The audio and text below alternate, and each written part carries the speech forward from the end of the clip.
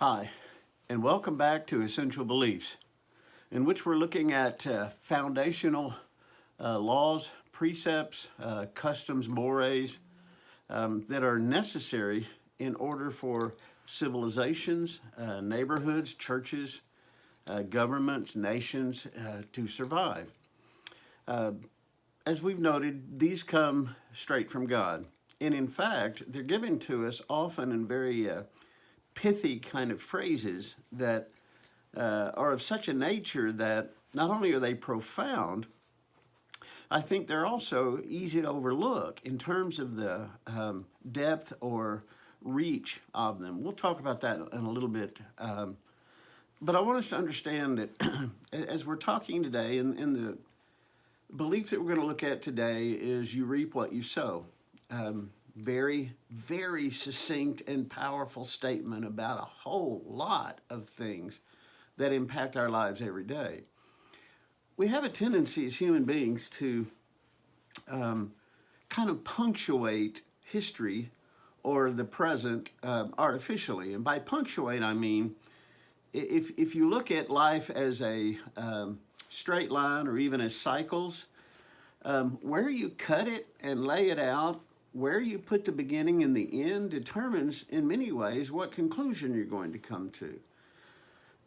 Another way of saying that is if you take things out of context, if you don't see what went before or what went after, you don't always get the complete picture. And that's one of the things that I've noticed, and possibly you have too, in our current media, is often a story is presented to you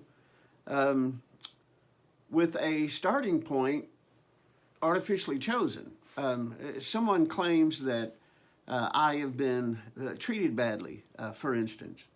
Okay, what's the context of it? I've noticed that what we tend to do is just take that story as if it's the whole story.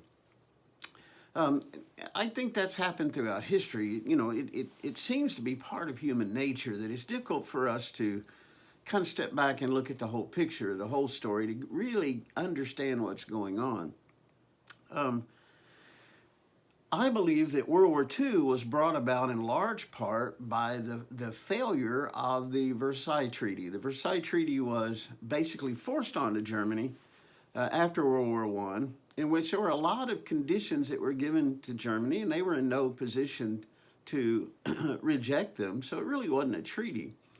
It was an imposition. It was a forced responsibility. It was given by various nations that had allied themselves. Anyway, and I won't go into all of the things that happened, but it really set up in a way, kind of a response. Human nature being what it is, even a rebellion. And it was Germany was given this responsibility. One of the things they had to do was pay war reparations to everybody. They had to take full responsibility for the war, and they had to pay reparations to anyone who had come up with any cost that was incurred by this war. Couldn't build an army. There's a lot of things that took place, but one of the challenges was there were no real plans for what would happen if Germany resisted. The U.S. did not even ratify the treaty in Congress.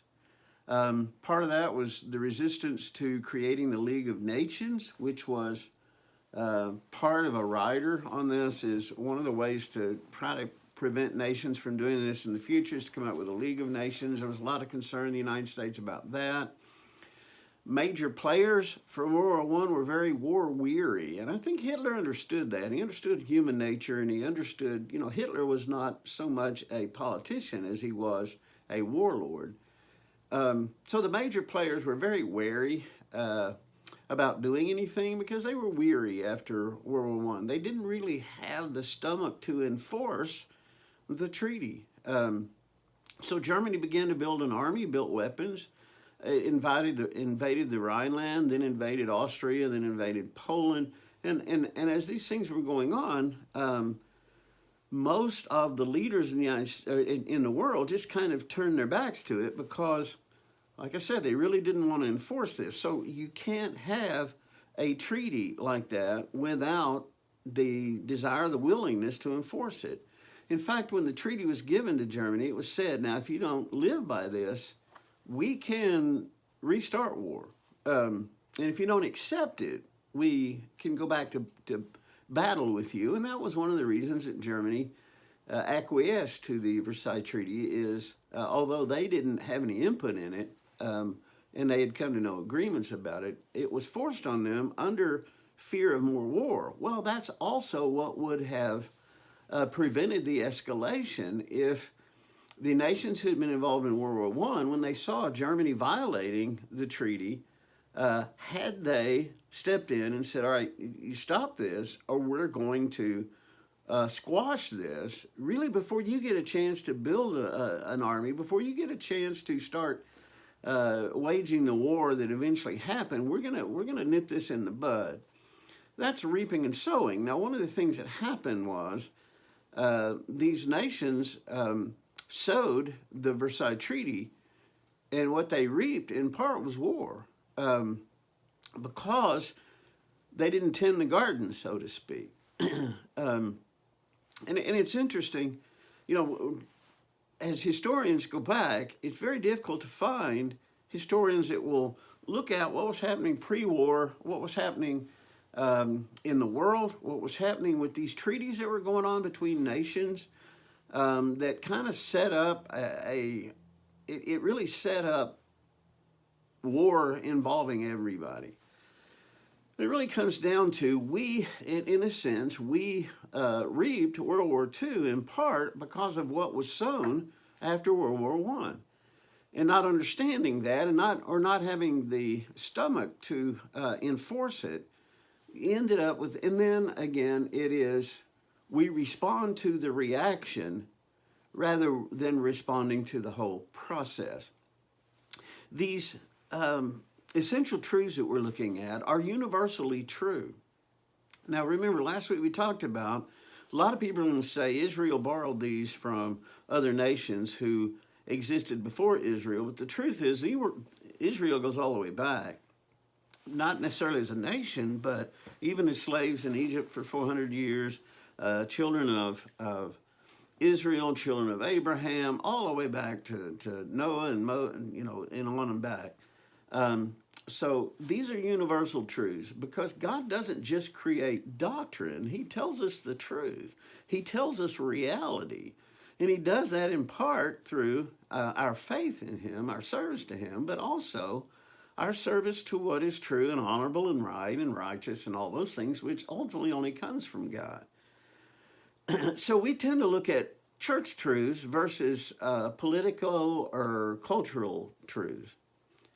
And that really is not the case. Now, we do have two sets, but I want you to understand that these universal truths are designed for everybody. They're designed to allow people to live and pursue things in proximity to one another without there being a Cain and Abel type thing taking place. God didn't just instruct Israel how to live. God reveals universal truths about life, love, pursuit of happiness that are universal and they're real. And if they're violated, it's at great cost.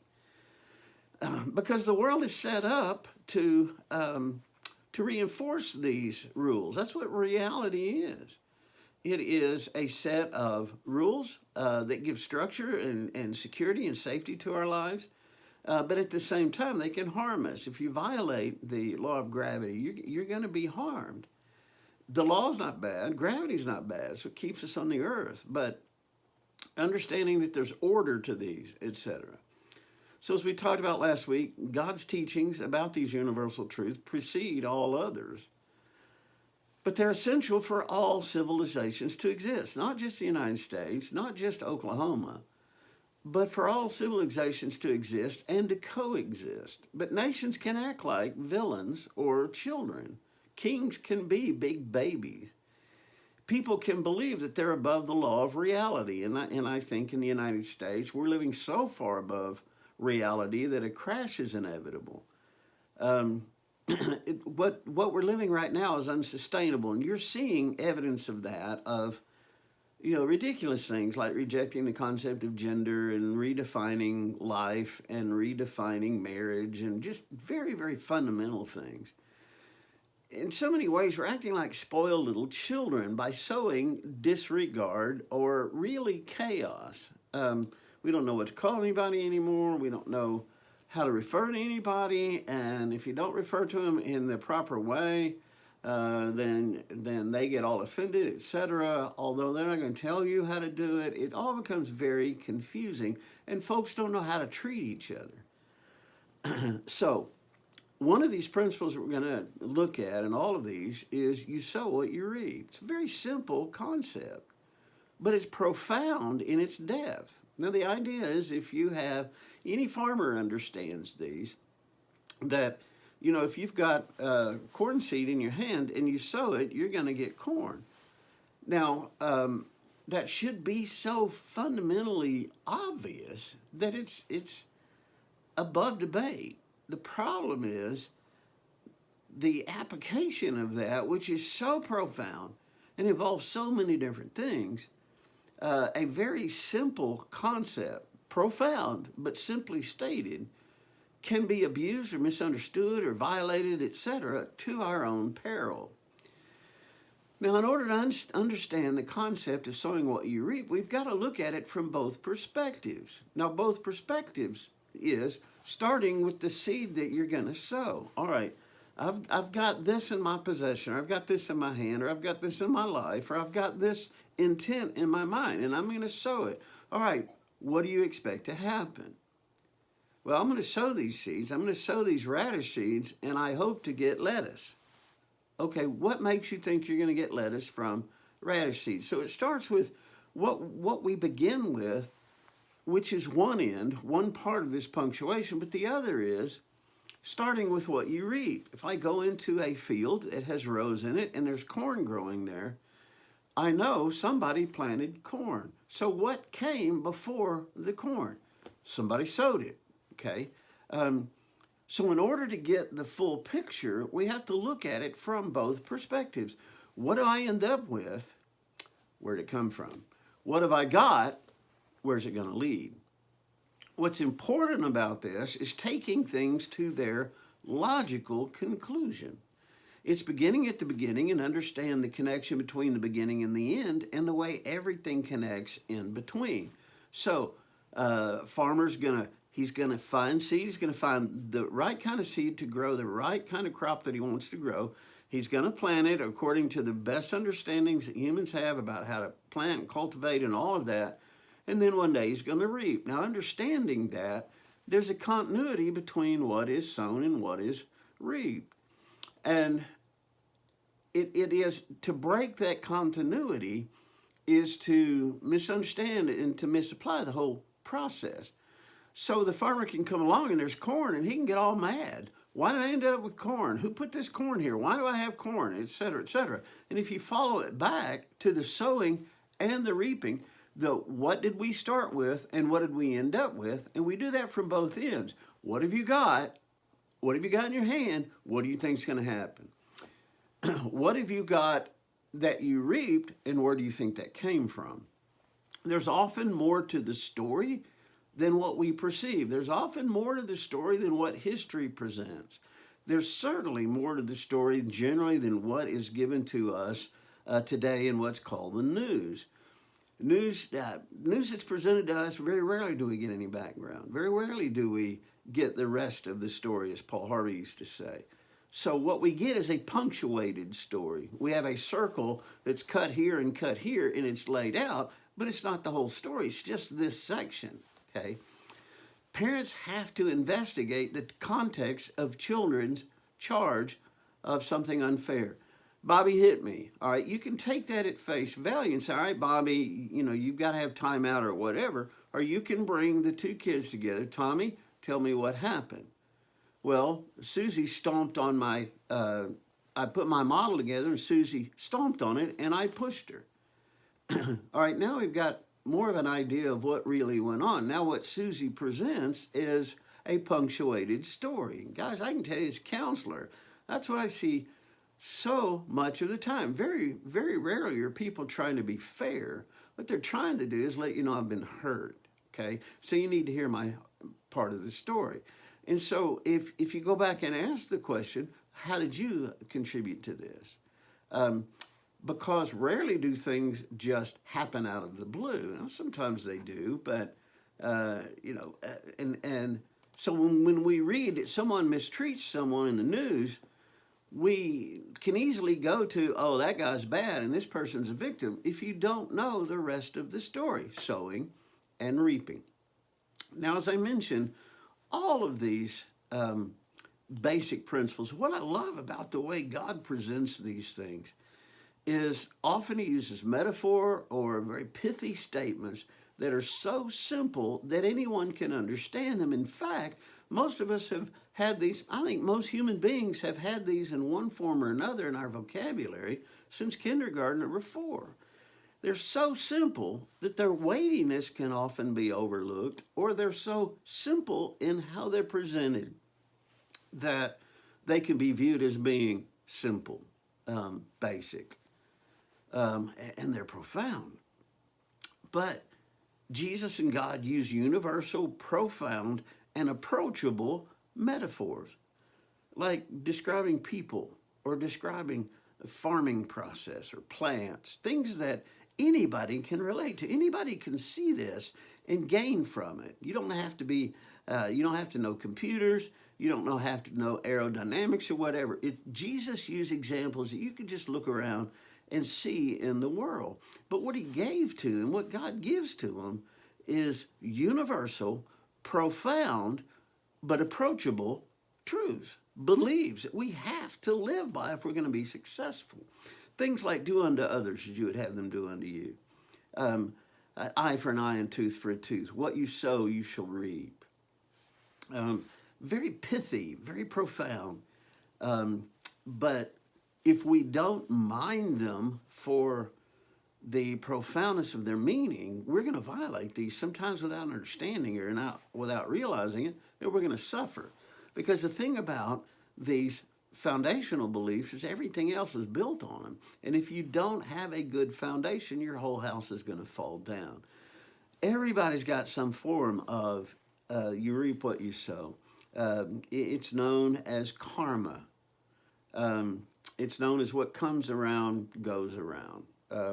It's called cause and effect, or equal and opposite reaction.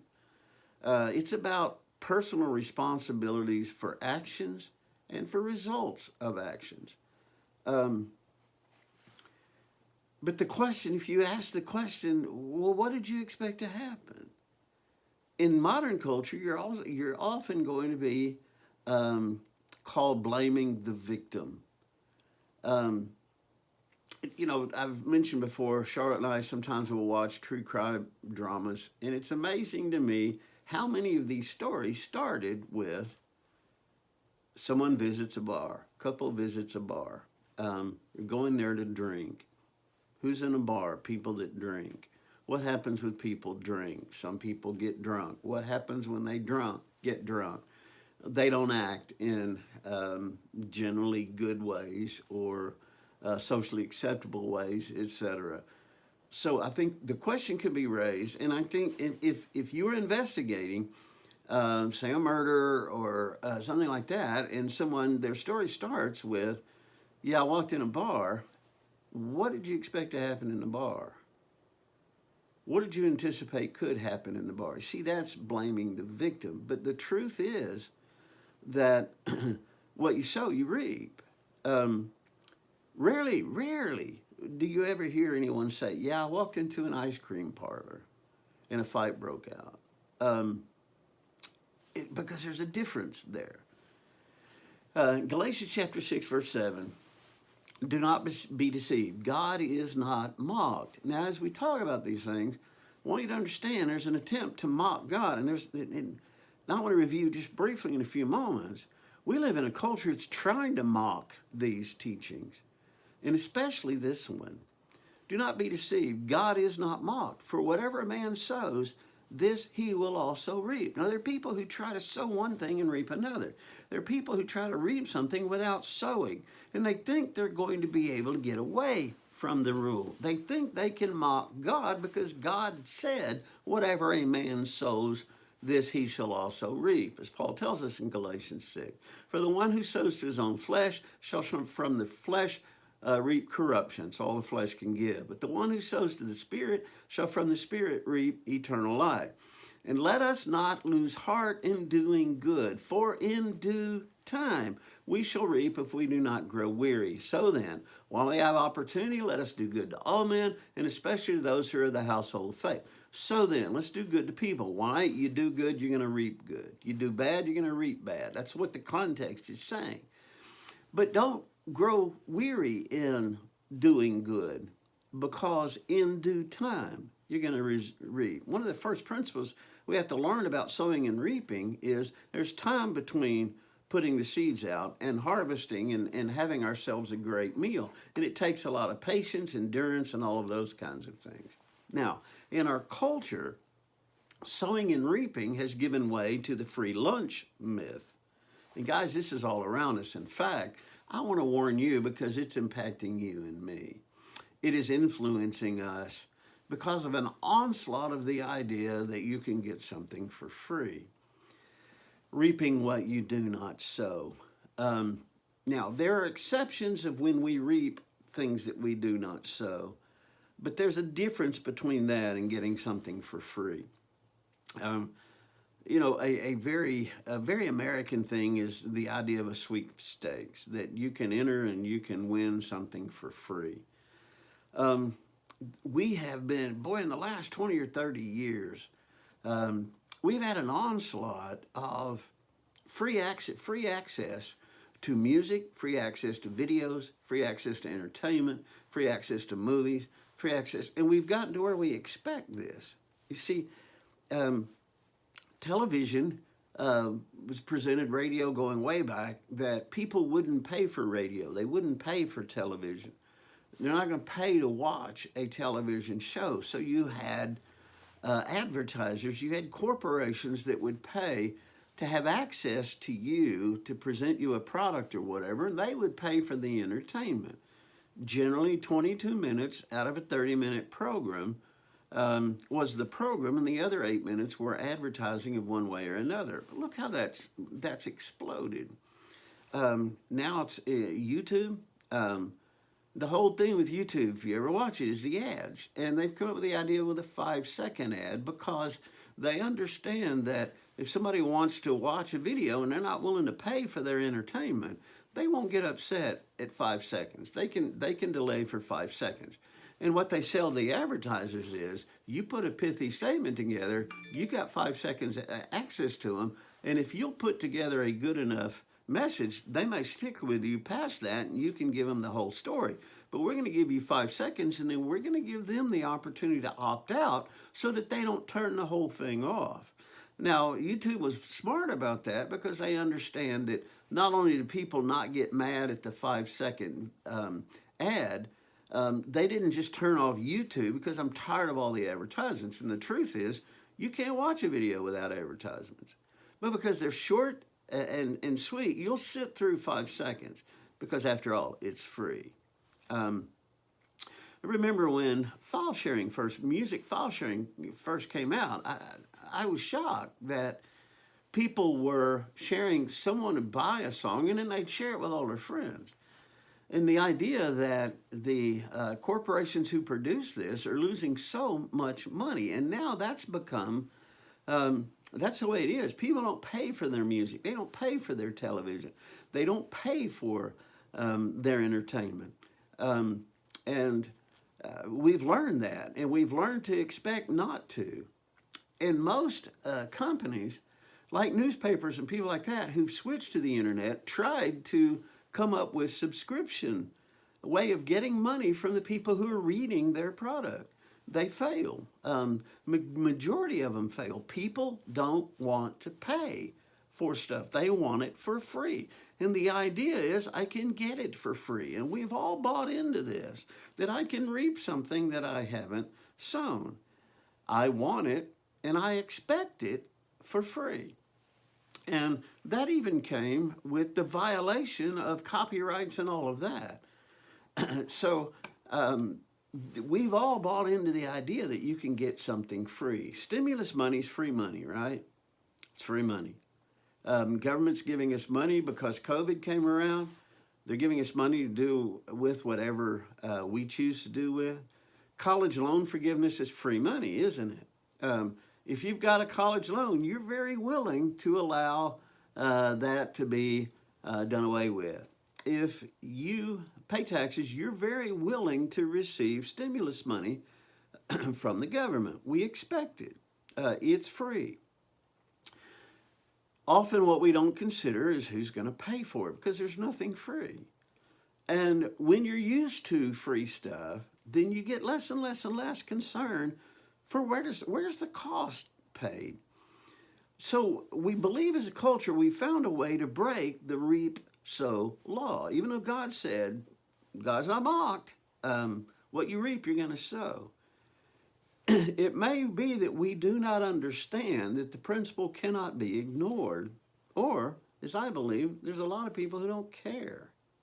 As long as I get free stuff, as long as somebody presents me something that I didn't work for, I don't care about sowing and reaping. I just want mine. Now, this flows over in so many areas of our lives. So-called fake news. News as information control or social influencing. As social media becomes more and more regulators of information because more people turn there to get their news. So that gives them much power over how they edit the news, how they present it. So if I control a social media platform, I can press my political beliefs or bias on others, or I can press what does best for my social media and attack anything that undermines my social media. And I can do that merely with editing, with what I include and what I don't include. Social media, fake news, CNN, Fox, everybody believes that they can present slanted truth at no cost. Guys, this is the same as propaganda. This is what China does. This is what Russia does. There's one set of beliefs and everything else is going to be rejected because it doesn't promote the government. It doesn't promote the television station. It doesn't promote the social media. So the propaganda, but understand people who are subject to propaganda understand they're subject to propaganda. What you sow, you will reap. So there's a lack of a will to be good to the hand that's feeding me propaganda. I think one of the challenges North Korea would have if they went to war is to find out they don't have a lot of people who are willing to die for a government that gives them propaganda. You see, I'm not going to put my life on the line for something I don't believe in. At some point, you're going to need the people to believe you. Now, CNN, Fox, Facebook, Google, all of these people seem to be able to get away for a while with, we're going to present slanted or subjective or whatever, and we're going to be able to get away with it. At some point, they're going to need people to believe them. It's going to be very important that people believe them. And when they've lost their credibility, it's not going to happen. And people will be very willing to abandon them very, very quickly. Now, I'm not a prophet or son of a prophet, but watch for these things to happen. How many modern examples like these can you think of people trying to violate the as you sow, you shall reap idea and think that they can get away with it? Another way is euphemisms. The euphemisms are figurative meaning that are designed to not allow you to deduce the literal meaning. Euphemisms are beautiful words. That's what the EU means in the beginning of it. They're beautiful words that take a concept that may not be beautiful and beautifies it, putting a ribbon on a pig, so to speak. Euphemisms are often used to divert the concrete meaning of a concept. So, Between here and Tulsa, on the turnpike, there's a billboard that says, "Imagine being evicted because of whom you love." That's what the billboard says. But I want you to understand it's not about love, it's about sex. Okay? Because loving anybody is not wrong. Um, Loving everybody is not wrong. We're all taught that. Now, having sex with certain people is wrong. It still is. So, conflating the notions of love and sex seems to make them interchangeable. So, you can have someone that ends up in a sexual relationship saying, "Well, I thought the other person loved me. Why did you think that?" Because we conflated these terms. We talked about making love, not making sex, and we use them interchangeably. So now we have a billboard, "Imagine being evicted because of whom you love," when it really means, "Imagine being evicted because of whom you have sex with." Um, and that ad has been produced by the Ad Council, by a group that is promoting LGBTQ awareness and understanding. So, hiding behind the concept of love rather than being honest, using a euphemism, is sowing one thing and hoping to reap another. It's playing games with words, but what it does, it undermines belief and trust. So, what happens at some point, when you really need someone to believe you because your credibility or whatever's on the line, and you have sown anything other than truth, say it like it is. Tell the truth. And you'll get back what you sow. You're going to get truth back. You're going to get respect and trust back. But there are so many movements, there's so many folks, there's so many media, etc., that believe they can violate what you sow, you will reap. And they believe they're going to get away with it because they can get away with it for a while. If you sow corn, bad guys can come in and sow seeds among that of weeds, or they can sow marijuana. And for a while, they'll get away with that until the harvest time comes.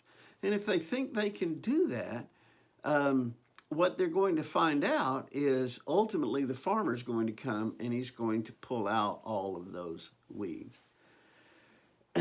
Now, there's some truths that go along with this universal truth that we need to understand. One is, don't expect to reap what you do not sow. Again, this is getting something for nothing. This is the idea that there are free things. If you believe you're getting YouTube free, you are naive at best. Because what's going on with the way you're being tracked, your viewing's being tracked, and all of that, and the information's gained from you. Guys, if we knew all of this, if it was blatant to us what's going on with Google, what's going on with YouTube, and all of that, and Google owns YouTube, we would be aghast at the profiles being how your privacy is really being violated. And they believe they can do that and get away with it. Ecclesiastes 11:4, "He who watches the wind will not sow, and he who looks at the clouds will not reap." Now, there are people who are dreamers. There are people who live in the ideals. They're waiting for the perfect job. There are people who believe that they're above working or whatever it is. There's underachievers, people who say, "I'm going to live off the grace of others." In Ecclesiastes, it says, "He who watches the wind, pie in the sky, he who lives in ideals, will not sow. He who looks at the clouds, lays on his back and looks at the animals in the clouds, he's not going to reap." Ultimately, what's going to happen, they are going to succumb to their own lack of activity. Now, they believe they can live off the grace of others because I can reap where I haven't sown. Because there's free lunch in the United States. There's folks running across our borders because they believe there's free lunch in the United States. This doesn't work in times of depression. And what happens is the dreamer, the one who watches the wind and looks at the clouds, when a depression or when financial setback, recession, all those things come along, guess what? He has no skills. He's going to get really, really hungry because grace is going to dry up because other people are now suffering.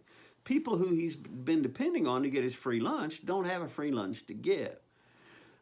So understand, if my principle doesn't work, taken to its logical conclusion or taken into the worst case scenario, the way I framed it, if your ideology does not work in a post-apocalyptic world, you better get rid of your ideology, because it's not going to see you through the hardest times. So this free lunch thing, this reaping where you don't sow, it's dependent on a robust economy where there's money flowing. But if your plan will not survive the depression, and guess what? If you didn't know how to work in the depression, you didn't eat. And by the way, in the depression, you may have known how to work, but you still didn't eat because nobody wanted the job that you were capable of doing. Proverbs 22, verse 8, he who sows iniquity will reap vanity, and the rod of his fury will perish.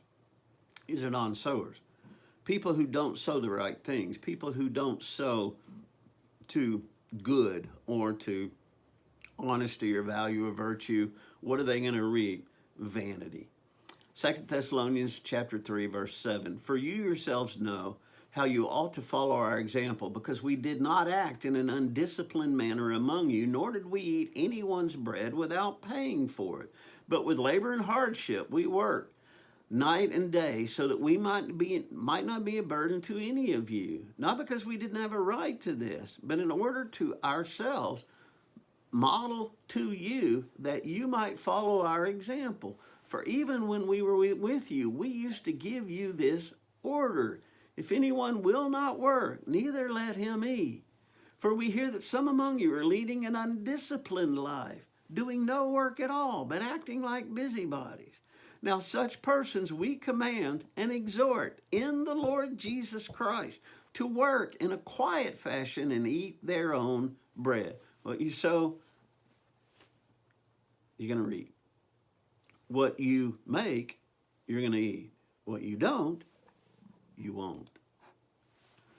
Also understand that when God gets involved, or when we get involved in God's realm, reaping can be multiplied. Hosea chapter 8, verse 7, for they sow their wind, and they reap the whirlwind. This is the chain reaction. This is the domino effect. This is, I get back worse than I thought I was going to, or worse than I expected, because sometimes, especially in iniquity, you can reap the wind and you get back multiplied. You can reap iniquity and get multiplied pain, generations of pain, levels of pain back. Now, the other extent is, the other side of it is, if you invest in seek ye first the kingdom of heaven, God is going to multiply back to you. So, we want to sow to righteousness and reap from righteousness. But we can sow to vanity without realizing we can do that. There are some who believe in a spiritual free lunch, that my kids are going to get spirituality by osmosis. Parents who lead their children away from dedication to the body of Christ. Remember, the head and the body go together. You can't have Jesus without the church. Can't have the church without Jesus. They're a package deal. Every body has a head, and every head has to have a body, or they both die. There are parents who believe that they can not involve their children in spiritual matters, and they are naive enough to believe that their children are always going to be cute and sweet. And they're not. Children ultimately come to the dark side. Everybody does. When the darkness of their nature comes out, when the fallenness of their nature comes out, and it's only when you've sown and you've sown and you've sown into a spirituality of them, are you going to be able to reap, and they reap that. Folks who do not take advantage of every learning opportunity, of every fellowship opportunity, of every sermon opportunity, of every assembly opportunity, of every prayer meeting opportunity, of every, and that's just the basics.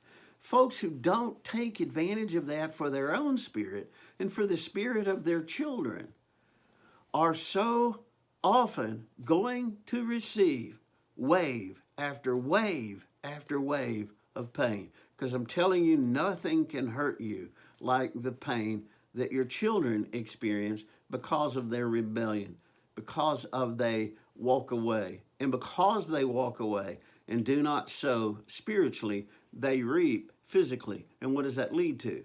Destruction. If you sow to the flesh, it leads to destruction. Solomon said in Proverbs 4, when I was a son to my father, tender, and the only son in the sight of my father, my mother, then he taught me and said to me, let your heart hold fast my words, keep my commandments and live. He taught me that when I was tender. Why did he say tender? Because we all reach a hardened heart. What you sow, you'll reap. There's a lot of things vying for your attention. There's a lot of things that would take you away from your spiritual development and your spiritual commitment and the spiritual commitment of your family. Do not sow your time there. Do not sow your wealth there, or you will reap destruction and multiplied pain. Please be wise.